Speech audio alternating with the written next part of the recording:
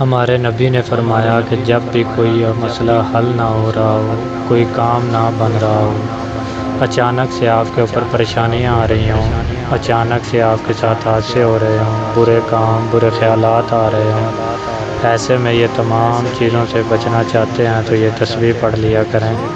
یہ نبی کا عمل ہے، عمل نبوی بھی کہا جاتا ہے۔ نبی نے دعا سکھایا ہے، اول و آخر تین مرتبہ درود پاک کے ساتھ اسے پڑھنا ہے۔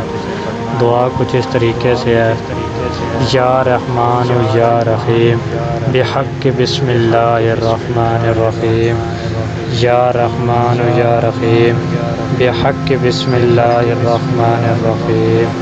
اس کو 100 مرتبہ پڑھنا ہے۔ شروع میں 3 بار درود پاک اور آخر میں 3 بار درود پاک کے ساتھ اسے پڑھنا ہے، اور اس کے بعد پریشانی سے باہر نکلنے کے لیے اللہ پاک سے دعا کرنی ہے۔